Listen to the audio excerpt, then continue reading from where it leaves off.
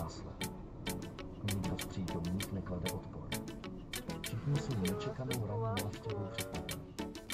Kromě Chmoníčka, který je první na ránu, mají o chvíli později policisté před sebou v poutech i Rajka a dalších 6 lidí. Vzhledem k tomu, že zadržený... A podáci tam vazilo, tak z jejich iniciativy došlo k nějakým sexu, teda klasickým, ale prostě tam... Praze a telefoval lekáři s prosbou o pomoc veřejnosti. Manželství na rozdíl od pana ženy popisuje jako bezvadné. Pokud by měl do zmizení manželky prsty... A od byla v podstatě skoro nemluvný. Štečkovi si za jeho praxe osvědčuje jedno pravidlo, které převzal od starých partnerů na vraždách. Už naloží pachatel.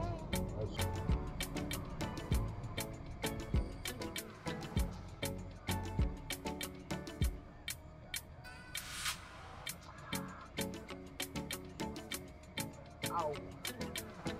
Jo, a ještě mu nalož.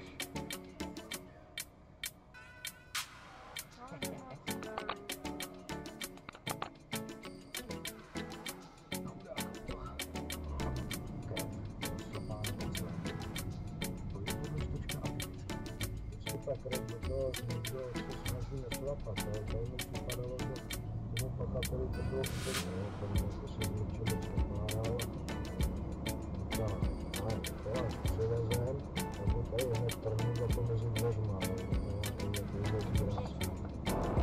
Podcast Zloději životu vám přinesli novinky.cz, Jakub Štěpánek, David Rejneš, Tomáš Skoutný a Richard Wagner. Jako něco. No, a nějaký rozděl, že mi taky musí něco prostě nepřijde. A na to mi třeba taky došlo nepřijde, nebo jsem to fakt neřekla. Co to je to? Škola. Škola? No. Já jsem od druhého ročníku, vlastně na střední, potom měla individuál.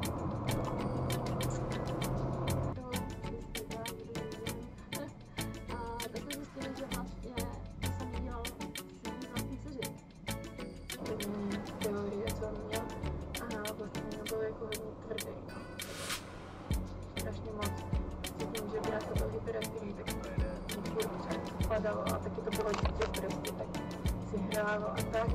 A jenom jsme byli prostě víc hluční a ani jako takové prostě jako to měla jako zrušovat, nebo jako že to se mnou má jako dělat, to se mi jako nelíbí, prostě to je tam nepříjemné.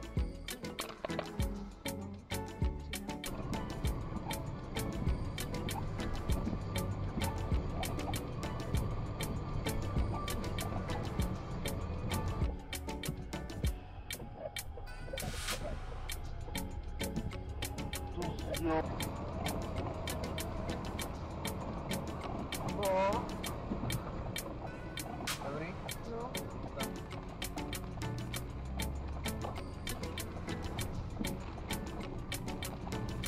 Ano, to je pol těžké. No. Co jste nepršel? No, to udělali. No,